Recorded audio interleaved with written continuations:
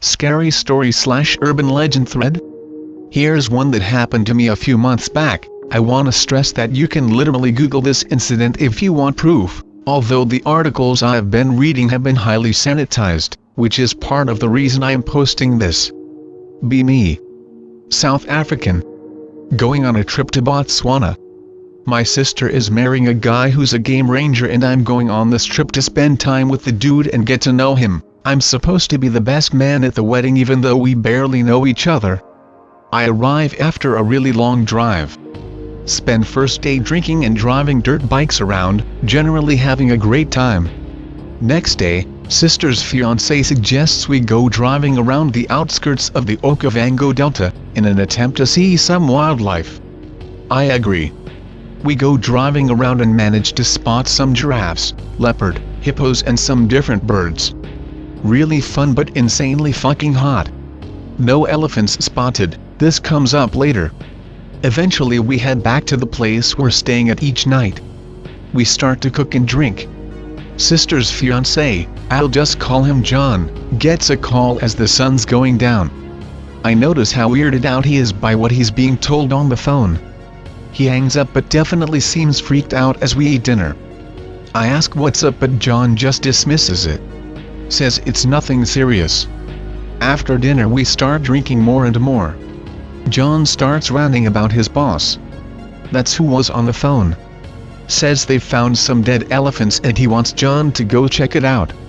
John tells him it's too dark to see anything but he'll go tomorrow. John apologizes to me, tells me he'll be busy working tomorrow. I say it's no problem. John, kinda drunk, feels really bad, says we're supposed to be bonding but now he's leaving me in a shitty little chalet with no company. Night goes on. After a few more beers John tells me that I should come with him tomorrow. I'm reluctant, I don't love the idea of inspecting dead elephants. John insists, says they'll go by helicopter. Says it'll be much better than driving in the heat. I agree to go along. Next day, we eat breakfast and head to a small airstrip. Helicopter looks rickety as fuck but I feel like complaining would be rude. There are lots of pre-flight procedures and we end up taking off just after midday.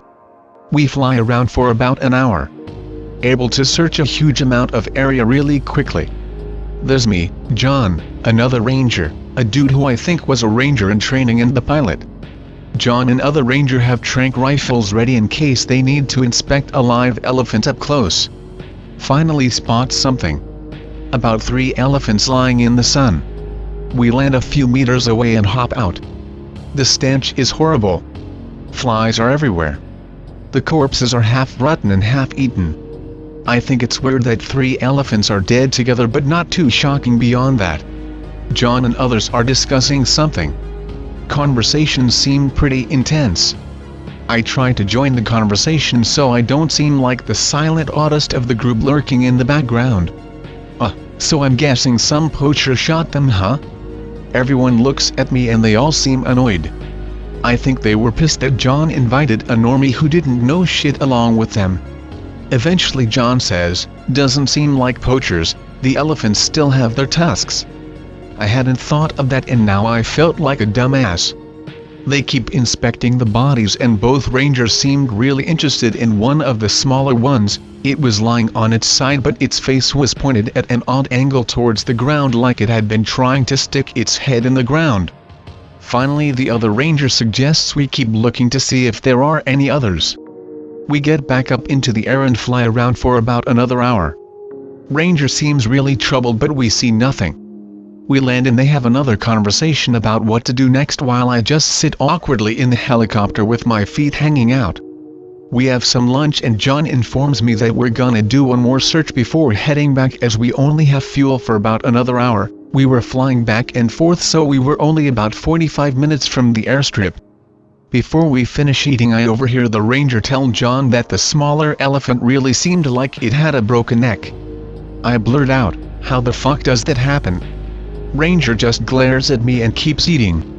We finish eating and take off again and continue searching. After about 30 minutes the pilot tells us we're heading back and turns towards home but after just 5 minutes the ranger in training starts pointing and shouting. Lying on the ground near a clearing of trees are about a dozen dead elephants.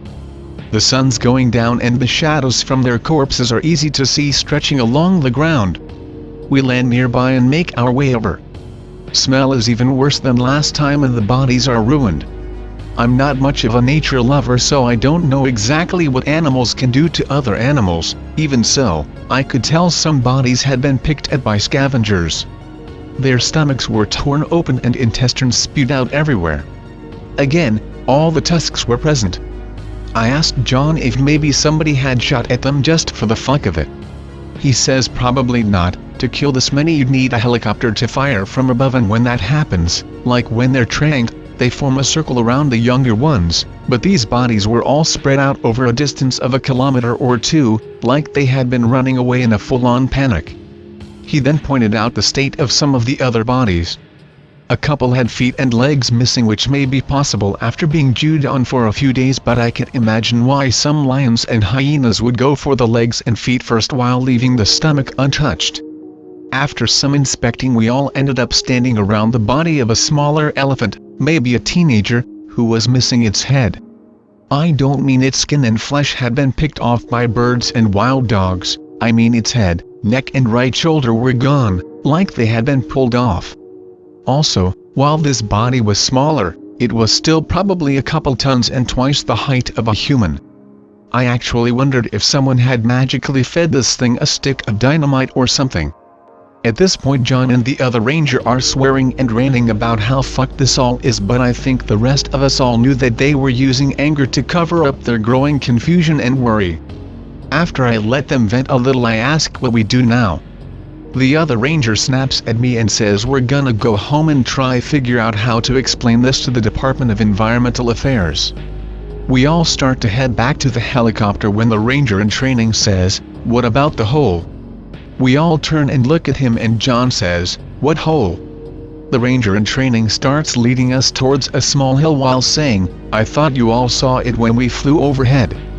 Sure enough, there in the side of this hill is a hole, dug at maybe a 15 or 20 degree angle downward. This thing is fucking massive. It looks like a molehill except that it's as big as a subway tunnel.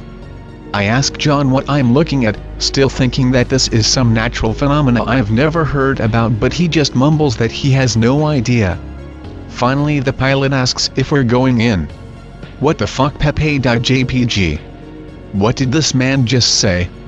I just look at him like he's a fucking crazy person. Why the fuck would we go in there? Luckily the other ranger says, "Nah, it's almost dark, let's just take some pictures and get back. We'll report this and let someone else figure it out." I'm beginning to like this dude. We start walking back.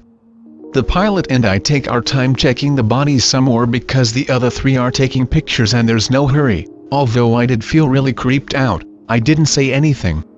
Eventually we all end up in the helicopter except for the ranger, who has climbed up a body and is taking his last pictures. For some reason I only noticed then how silent it was.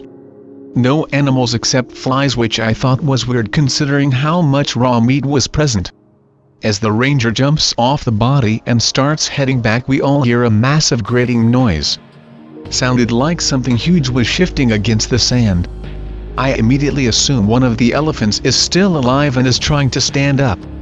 We all pile out of the helicopter and make our way towards the noise. I can see anything because the light's fading fast and the horizon is dotted with giant elephant carcasses. I notice John and the others are making their way up some bodies and I jump onto a nearby, fairly intact corpse to get a vantage point. As I crest the elephant, never thought I'd type that sentence, I stare out at the black silhouettes lying on the ground against the afternoon sky. For a while I see nothing, but suddenly my eyes pick up movement. At first I think it's something coming out of the hole, like a fucking worm from Dune or something, and I tactically shit my pants. Then I notice that it seems to be an elephant trying to drag itself into the hole. John and the other ranger are already down the carcasses and heading for the hole, and the rest of us are following. I'm not sure why, maybe we just wanted to see a living elephant after all these dead ones. I won't pretend it was rational and I can't speak for the others, but I just felt like if we saw this thing up close we might be able to get some understanding of what happened here. We all come around the side of a truly massive dead elephant and stare towards the entrance to the hole. At this point the light was dying fast and a lot of detail was lost in the shadow of the tunnel, but I swear to God I saw enough to know I wasn't imagining anything. Standing at the entrance to the hole is a person, crouched over like a gorilla. The hair was long and matted and they were completely naked, but the real problem was their size. This person was crouched over the elephant. Their body was actually slightly cramped in the subway-sized hole. The elephant's body looked like a big grey dog next to this literal giant. Its proportions were completely fucked. Its top half was stretched out and spidery with arms as long as a truck, folded so that it could fit inside the tunnel, ending in these wiry fingers with needle-like claws. Meanwhile its bottom half was stubby and emaciated. This thing's legs were human enough in appearance, though each was the size of a fully grown man, but they were so withered compared to the rest of it that they almost seemed vestigial. We came to see it just as it was getting back into the tunnel. What had seemed like an elephant crawling into the hole had actually been an elephant body being dragged by the leg into the earth. We all stood in abject horror as this thing pulled at the elephant's corpse like a sack of potatoes. We hadn't made a sound, but at some point it turned its head around, not like it heard something but rather like it was a wild animal checking its surroundings from time to time. Its eyes immediately snapped towards us. This thing's face was so fucked up. The eyes were white and milky, but I could still tell that it saw us. The nose was upturned like a bat and its mouth hung slightly open as it breathed, revealing massive slab-like teeth like something you'd see in a hippo's mouth. They were all crooked and some protruded out at odd angles, but they all looked as hard as steel and I could immediately imagine them tearing through the legs and heads of the bodies we had seen so far. The strangest part was the shape of its head. It seemed disfigured and bulbous, like a fetus's skull. It also bent in on one side more than the other. The best way I can describe it is like the lady from the painting in it, except wider and obviously far larger. The skin was veiny and although its shoulders and back were covered in dirt it was as white as a sheet, almost to the point of being translucent. The skin around its eyes had enough wrinkles to almost act like eyebrows, which gave it a very surprised, slightly confused look. After a split second of confusion this thing's face contorts into a look of absolute rage. It lets out this awful fucking roar. Sounds almost like the scream a deaf person might make, sort of low and monotone, but it's loud enough that my hands instinctively slam into my ears to try block out the sound. We all start sprinting towards the helicopter. John's shouting something but my ears are ringing and it's too muffled to make out. We all climb into the helicopter in complete terror. I strap myself in and look back towards the hole. This giant fucking monster is clawing its way towards us. It's clearly moving as fast as it can, but it's still pretty slow. Its back legs are dragging along limply and it's only moving by clawing at the ground and elephant corpses. It moves like someone who's paralyzed from the waist down. We all just sit there petrified and stare at it while the pilot starts the helicopter. I remember watching it grab at one of the larger elephants to try use it as an anchor to pull itself along. The elephant corpse literally slid towards it. Like, a fucking elephant corpse wasn't heavy enough for it to use as a weight. The helicopter starts to lift off and this thing reaches out for us. It's still a long way off, but it came a hell of a lot closer than I would have thought possible. Its whole body is probably longer than 2 school buses placed end to end. Ranger fires his tranq gun at it, but I honestly didn't even see if it hit or not, although I'd be amazed if he missed that thing. We don't stay around. Pilot turns the helicopter towards home and we shoot back faster than I thought possible. I think I heard another dull roar as we flew away, but my ears were still ringing too much to be certain. Rest of the night was a blur. I don't remember much of the conversations after we landed, but I wasn't content with being back at the chalet. I just felt like that thing was still crawling towards us in the night and would eventually smash through the little wooden chalet I was in. I told John I was leaving right away and drove for about 6 hours before pulling into a petrol station and falling asleep in my car. When I woke up the next morning, I kept driving until I got home. I got in the shower and just stood there under the water for about an hour. Eventually I called John and we spoke for a while about everything that happened. Apparently they had got a massive group together to go search the area, but when they arrived they only found 8 bodies and the whole had partially collapsed. Over the next few weeks John told me about the attempts to track down whatever that thing was, but eventually they gave up and some of the other rangers started to think that maybe we all just had a few too many beers and came up with all this shit. Apparently he had quite a few arguments over what happened that night. Elephant corpses keep showing up near those holes, but nobody's willing to go walking into them to see what's inside. After another week or two John quit that job and now he's working as a delivery man. You're probably wondering why you haven't heard about this. Well, you can find some stories about it, but most of them attribute the deaths to some kind of pandemic that spread through the population. You'll also notice that they omit most of the pictures. They'll only show you pictures of the more intact elephants so that you don't wonder how such massive creatures can get pulled limb from limb, and they'll never show you the holes dug in and out of the ground. Here's an article though in case you're interested. The end.